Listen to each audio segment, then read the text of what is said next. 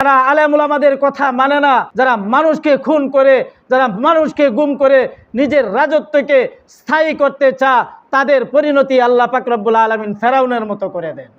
রাজত্ব পাইয়া, ক্ষমতা পাইয়া, টাকা পয়সা মালিক হইয়া তারা এত জুলুম করেছিল, নির্যাতন করেছিল। মানুষ কি করে? ষড়যন্ত্র করে ইসলামের বিরুদ্ধে, মানুষ ষড়যন্ত্র করে মুসলমানদের বিরুদ্ধে, মানুষ ষড়যন্ত্র করে কোরআন হাদিসের বিরুদ্ধে, মানুষ ষড়যন্ত্র করে আলেম উলামাদের বিরুদ্ধে, মানুষ ষড়যন্ত্র করে দেশের স্বাধীনতার বিরুদ্ধে, মানুষ ষড়যন্ত্র করে দেশের বিরুদ্ধে, মানুষ ষড়যন্ত্র করে মুসলমানদের বিরুদ্ধে। কিন্তু আমি আল্লাহ পাক রব্বুল আলামিন তাদের সাথে কৌশল অবলম্বন করি। আল্লাহ কি করেন? কৌশল অবলম্বন করেন। পূর্বের ইতিহাস থেকে জানা যায়, দুনিয়া থেকে সয় সম্মানে কোনো জালেমকে আল্লাহ তাআলা দুনিয়া থেকে বিদায় দেন নাই। সবাইকে অপদস্থ করে নির্মমভাবে এবং সবাইকে লাঞ্ছিত অবস্থায় দুনিয়া থেকে আল্লাহ পাক রব্বুল আলামিন সবাইকে বিদায় দিয়েছেন। এই জন্য আমাদের ইহাত ফেরাউন এবং হামান, কারুন, ফেরাউন, এমনকি অন্যান্য যে নবীর যুগে যারা ছিল, এমনকি আবু জেহেল, আবুল আহাব, এমনকি উতবা, সাইবা, যত কাফের ছিল, আল্লাহর নবীর বিরুদ্ধাচরণ করেছিল, নবীদের বিরুদ্ধাচরণ করেছিল, আলেম উলামাদের বিরুদ্ধাচরণ করেছিল, সবার পরিণতি খুবই ভয়াবহ হয়েছিল। কিন্তু আমাদের অভ্যাস কি? আমাদের অভ্যাস হলো মানে পূর্বের ইতিহাস আমরা ভুলে যাই। ইতিহাস ভুলে যাওয়ার কারণেই আমাদের অধপতন হয়।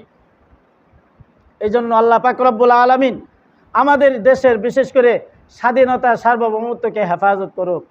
কারণ আমাদের দেশ নিয়ে অন্যান্য রাষ্ট্রে, বিশেষ করে ভারত, অনেক সিনিমিনি খেলতে চায়। এখন আগের থেকে তো সিনিমিনি খেলতেই আছে, কিন্তু এখন বর্তমানে আরও বেশি বাড়ায় দিছে।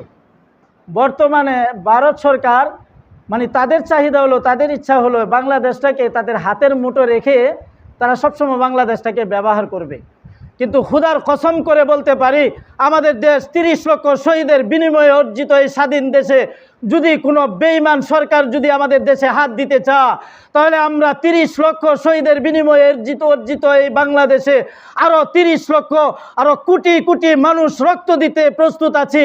এরপরেও বিন্দেশি এবং কাফের মুশরিকদেরকে আমাদের দেশের বিরুদ্ধে নাক গলানোর কোনো সুযোগ দিব না ইনশাআল্লাহ। मोदी को हम होशियार कर देना चाहता हूँ कि हमारे बांग्लादेश में बहुत नुकसान किया और कोई दूसरा मर्तबा नुकसान करने की भी तुम कोशिश करोगी तो शेख हसीना का जिसका नतीजा हुआ तुम्हारा भी वैसा ही नतीजा होगा इंशाअल्लाह। এই জন্য আরেকজনের সাথে তাল মিলায়া তুমি বাংলাদেশের উপরে, বাংলাদেশের ইসলাম এবং মুসলমান স্বাধীনতা এবং সার্বভৌমত্বকে নষ্ট করার জন্য চেষ্টা করবে না।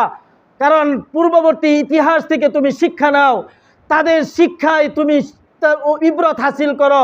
যদি না করো তাহলে তোমার পরিণতি পূর্ববর্তী সরকারদের, জালেম সরকারদের, স্বৈরাচারদের যে অবস্থা হয়েছে তোমারও সেই অবস্থা হবে ইনশাআল্লাহ।